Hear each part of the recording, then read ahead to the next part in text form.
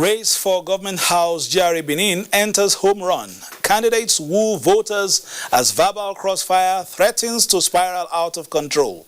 Also on political update today, the Nigerian government focuses on security as 13 billion naira is approved for the takeoff of community policing, ensuring that the nation bounces back in every key sector of the economy.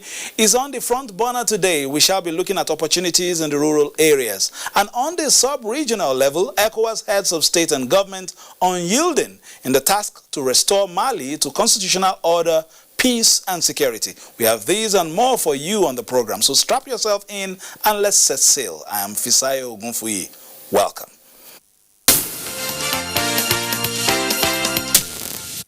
Heads of state and government of the Economic Community of West African States, ECOWAS, have resolved to remain steadfast and indeed unyielding in their determination towards the restoration of constitutional order, peace and security in the Republic of Mali.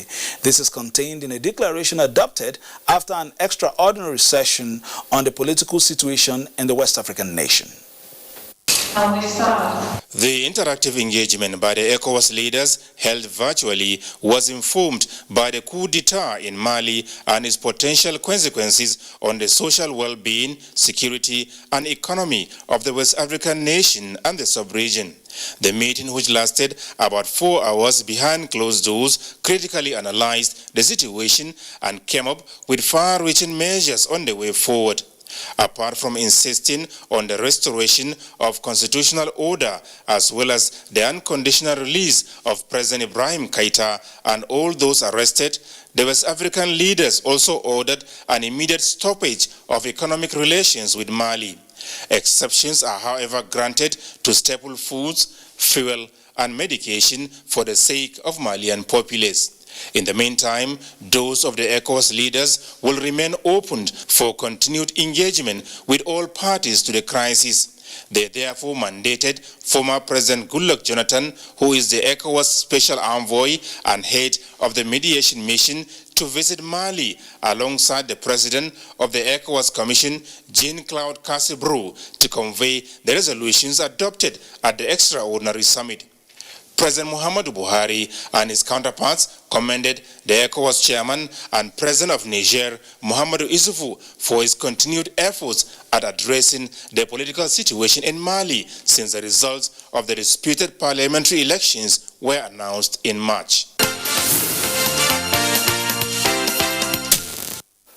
Determined to improve the security architecture in the country, President Muhammadu Buhari has approved 13 billion naira for the takeoff of community policing in Nigeria. In another development, 16 of the 20 states that have completed their documentation received 1.6 billion naira World Bank grant on COVID-19. This was at the National Economic Council meeting held on Thursday.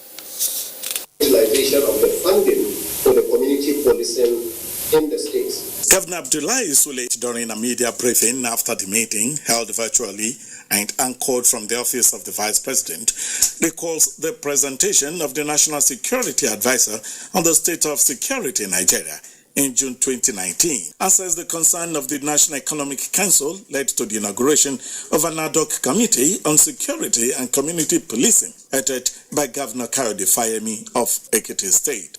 And the federal government has already approved 13 billion naira for this same purpose, to be used for community policing in Nigeria.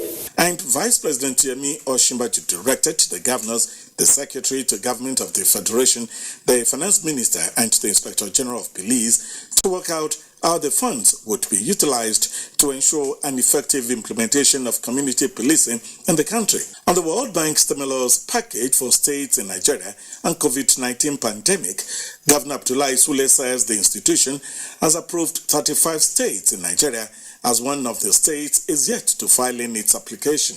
Of the first 22 states, 16 have received 100 million naira each, while 5 are on the list for the next batch. Minister of Humanitarian Affairs, Disaster Management and Social Development, Sadia Umar Farouk, in her presentation to the Council, says flooding is the most common and recurring disaster in Nigeria, which is affecting more people and causing more economic losses. She says this is a trend likely to continue. We are seeking for the support and the guidance of the state government to avert this flood that has been forecasted. Our council discussed the forex situation in the country regarding the divergence between the exchange rate in the high and E window compared to the BDC rate.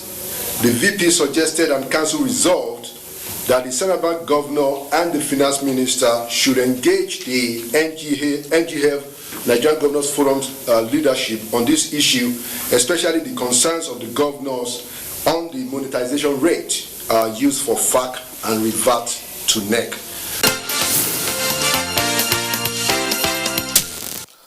Now, the fallout of the Economic Council meeting gives some insight to the priority of government at this time: security and economic resuscitation after the lean months occasioned by the COVID-19 lockdown. Honorable Reverend Francis Waive, representing Ughelli North, South and Udu Federal Constituency, joins us today on Political Update. Thank you for joining us. It's my pleasure, and thank you for having me. All right, let's start. Three main things discussed at that Economic Council meeting. We'll start with community policing. Money has already been released. What are your thoughts on this? It's a long time coming. Well, I think government has to be commended because this is the way to go. Nigerians have clamored for this, and I have personally moved a motion to this effect on the floor. So I commend Mr. President for this initiative. The next thing is to ensure that these monies are well applied so that it will go directly into community policing, involving the local communities in the act of policing, because security is the topmost issue today in this country. Once we can get our security right, I think every other thing will fall in place. And if we're talking of security, we must be talking about funding for arms, such that the enemy will not overpower us with their firepower. So this money is well applied, will go a long way to ensure that we enjoy safety of lives and property again in this country. So we look forward to good implementation, such that locals in every part of this country are involved in this process. In some of the submissions, a lot of people said that if this were to go down well or well orchestrated, there is a need to bring in the traditional institutions, especially since there was existing some form of arrangement policing in those areas before, and such networks with hunters, with some people especially who go into the forest and all that, should find a way to bring them in to the entire architecture so that we have effective policing. Yeah, there's some sense to that, and I think it will work. But security is such that there will not be one size fits all across the country. In urban areas, there will be different approach, slightly different. In rural areas, it will be different. And then it's community, such that each community will be unique and have its own approach. They know what's the problem.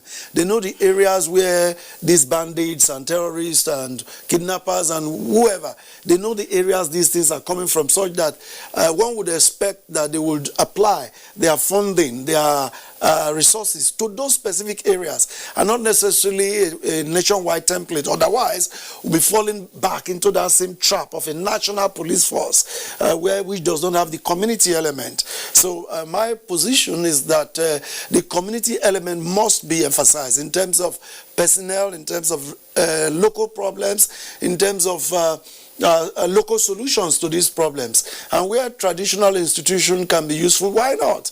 And where youth organizations, civil society organizations are useful, that would be helpful. I think for the situation in the country today, all hands need to be on deck for us to begin to enjoy safety of lives and property again in our country. And then moving on, we spoke, before you went back to your constituency, we were talking about the society coming back on an even keel economically after months of lockdown. You were telling us a bit about your area being partly fishermen, agrarian as well. There's a grant from World Bank now that is currently being distributed. How would you want that to take effect, especially in your constituency, and how would it go a long way at least to ameliorate the plight of people at the moment? Oh yes, grants at this stage is very important. At such stages in history, to reflate an economy needs the injection of funds, and knowing the right areas to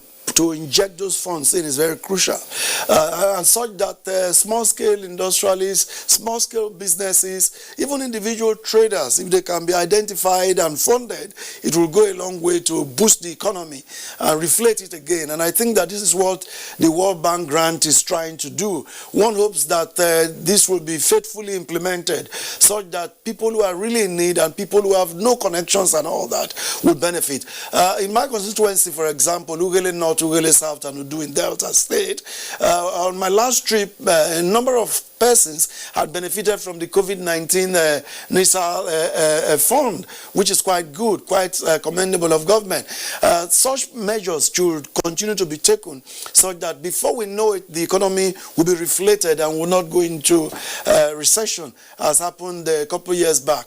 One hopes too that the process will be clear and transparent, and then the average Nigerian will have access, and that's the key thing to my mind. Finally, on that meeting, there was the intervention from the Minister of Humanitarian Affairs and talking about flooding. You come from that area at the delta of the Niger, where of course the water would have swollen and perhaps even subsumed some land areas. What is the situation now, and what are you expecting as we build in, of course, August being a peak? Yeah, I'm from the Delta, and every other year there's always this flooding situation that occurs, particularly for communities on the riverbank and all of that, and even upland it comes up. Our first advice usually is for those who are that close to flood-prone areas to take precautionary measures so that lives are not lost unnecessarily. And having said that, the move by government is also okay. The challenge really is for this to go around the country evenly, and we hope that the Honorable Minister will ensure that this is done this time, so that relief is brought to the people who are affected, and we trust that that will be done. We believe that experience from previous flooding will come to play, and people who are in those areas will take the necessary precautions, and government will do the right thing. Sorry to interject.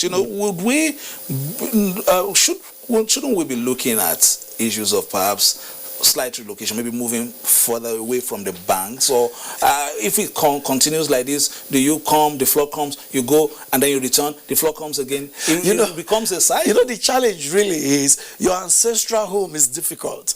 Where I come from, I live just by the river bank. That's where I come from. I remember growing up as children, when we go home, you don't go to take a bucket and take a bath. You stroll to the stream, which is like 2 minutes from your house, and you just go there and dive in and have a good bath and come back and enjoy yourself. Now, you want to uproot somebody from that. It's not an easy thing. I was building a house there the other day. I had to make sure I have 7 coaches high because I knew that it was flood prone. So it's challenging. I would like to move away, but it's not an easy thing. It's easier said than done. And then you talk about the challenges of acquiring property elsewhere, land and all that. Official relocation in a way where you demarcate areas where they can move to, so that because some of these times it doesn't come without its pains when the flood is really intense. You are right. Let's move on a bit, because we still have another conversation. Let's take a bit of politics in terms of what is happening right now in Edo State. The APC campaign train has concluded its rallies and sensitizations in the 18 local government areas of Edo State. Let's take that report from Benin. APC has rounded off its campaigns in the 18 local government areas after its flag off in Benin on the 6th of August. The campaigns commenced in Edo North and Edo Central, on One East and Akoko Edo. The billboard in your brain about how you will vote, can they remove it? We no go fight. The government can win an argument any day. They know their time is up. They are looking for trouble. We will give them peace. Is it not shameful? The hospital where Pali Riasa don't build, government go refuse to open up. Not be wickedness with that. By the grace of God, we go open up. The campaign train was also in Igara in Akoko Edo, Afuze also in Owan East. Owan East people believe in developmental politics, and he did not display developmental politics. And that is why you are seeing such an enthusiastic mammoth crowd. Focus, track record, party discipline, and commitment to delivering for the people. They were also at Unhode, where the people pledged their support for the APC candidate. At Ikpobaoka, the party received defectors. With this broom, on behalf of the leader of APC Edo State, Comrade Adam Aliyu Osomole, I hand over this broom to this gentleman. With this broom, we are going to sweep away all the debt in this Edo State. We are the cabinet and supporting Pastor Osage Iseyamo. The campaigns then moved to Ikiadolo and Iguobazua, all in Ovia Southeast and Ovia Northeast local government area. Holy Spirit, moving on. Spirit, move over all. Ovia Southwest be like a place where you don't get government. No road, no hospital, no work, no lights. Anything there for you? Anything there? We go change all of them. Ovia Southwest, his food is ready. From what I'm seeing, this local government, his food is ready. Edo is a minority state here in Nigerian geopolitics. But the way we can make it to excellence to the top is only by our brain. If we don't have the number, we have the quality of brain. And to build those brains, we must continue to invest in education. At Oredo, the APC candidate, Pastor Sage Izeyamu, took his message of good governance and moving Edo forward to the people. He urged them to partner with him. The message was not different at Orion local government area, where he promised reviving the College of Education as well as rehabilitation of Bini Abaka Road. We must create work for Orion. We must create work for Edo. And there are many ways we're going to create it. Meanwhile, the PDP candidate Governor Godwin Obaseki has visited Edo South Senatorial District to acquaint them with what he calls the Mega Manifesto. The PDP campaign train betted at Sobe, where the gubernatorial candidate Godwin Obaseki was conferred with the traditional title. At Uzaire, the candidate was turbaned by the Oginene. This election, not be the one for lie, not be the one for talk. Show me what you don't do for the people. Our government, this last 4 years, we showed and say we should do something. Look those boys there. They say, Owan is returnees. These are people when they deceive. They say, work the Libya.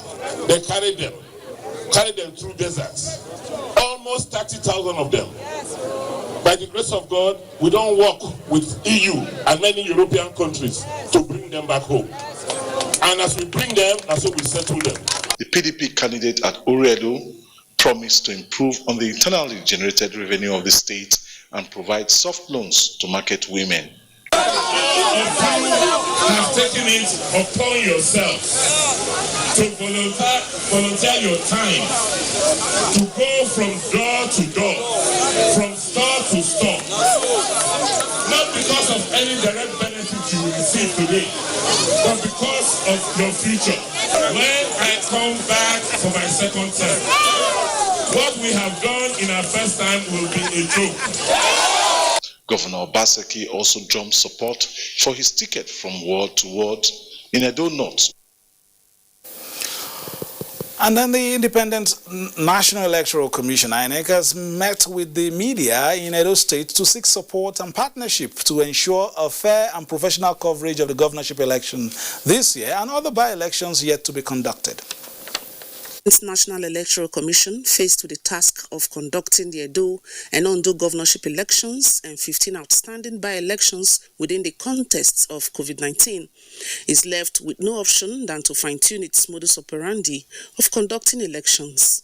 It has therefore released supplementary regulations, guidelines, and voters' code of conduct, rules of engagement for those on electoral duties. This interface, first with journalists and then media executives in the print and electronic, is part of a series of engagements with all key players. The Commission warns that no acts under any guise should jeopardize the process. The Commission will not tolerate violence or violent conduct of any manner in terms of the rallies of political parties and their campaigns, and also in terms of what happens on election day.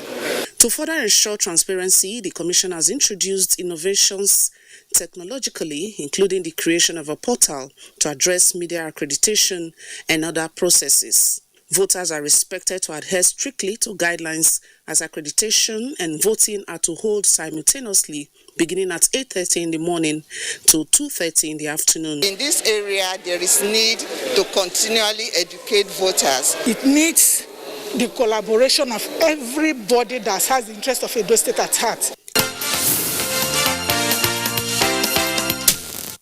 All right, action from Edo State there. We have a little bit of the pulpit and the podium in that one. But let's move on. It's a neighboring state. It used to be Bendel. A lot of people have said, yes, it's intense, but the politicians are still being, advised to stick with manifestos rather than crossfire. Yeah, it's a close fight in those states, but as the only APC rep from Delta, I would want my APC party to win. And Isayam is a pastor, so what more do I want? Yeah, Reverend. And I want a difference, there should be another difference in this thing. But I would like to appeal to the combatants, as it were now, to calm down. Calm down. Let's play by the rules, and let's ensure that there is peace in Edo State. Let's have a free, fair election that will be credible, and let's deepen our democracy. Let's help this country to move forward, and let's get to celebrate 30 years, 40 years, 50 years of democracy, and let's the dividend of democracy come to our people. We want to serve. That's why we came forward to run for office. So let's run an election that is devoid of violence and all these killings. They're not good for our people. Now, let's look at the tail end of that. The umpire 2, is under scrutiny at the moment. This is the first, of course, there was the by-election State House of Assembly in National State earlier in the month. But now we're talking about a big election coming up in this COVID-19 era. We'll be expecting new protocols, of course, to be observed that day. We'll see how that goes. Yeah. Everyone is learning. The death toll has been high, both official and unofficial. So we expect that our people will keep to the rules, the COVID-19 protocols, and we expect that those who are in charge will also try to ensure that these protocols are observed. And we hope that God in His mercies, and without playing our role, that will not increase the infection rates and fatalities and all of that. Those of us who are running in those states, Edo and Ondo, also have that responsibility to ensure that during their race to office, people don't unnecessarily lose their lives. On a personal note, as a politician, in terms of closeness to people now, is it reduced? Are you finding new ways of reaching your supporters? What do you do, especially with a pandemic that is not going away so far? I would like to say it will go away soon. But it's not showing. But what I've done is that good enough. I'm computer friendly, internet friendly. So my campaign days were all mostly social media and all that. So what we have done at this stage is to intensify that, to try to reach our people by holding meetings by Zoom, by disseminating information by WhatsApp platforms, Facebook, Instagram, Twitter, and all of that. So the use of all social media platforms have increased in this process. And I think it's something that have come to stay as the new normal to reach our people with. And I think going forward, the days of painting everywhere with posters would eventually come to an end. All right. For the past almost half an hour, we've been with a reverend gentleman who is also an honorable member of the House of Representatives. We're talking about Honorable Reverend Francis Waive, representing Wele North, Wele South, and Udu Federal constituency. Thank you very much for coming. May your oil of anointing not get finished. That's a political update for today. Have a lovely weekend and keep it locked on the Nigerian Television Authority, Africa's finest and best and largest, of course, where we give you the very best of news, reviews, previews, and interviews. Bye-bye now.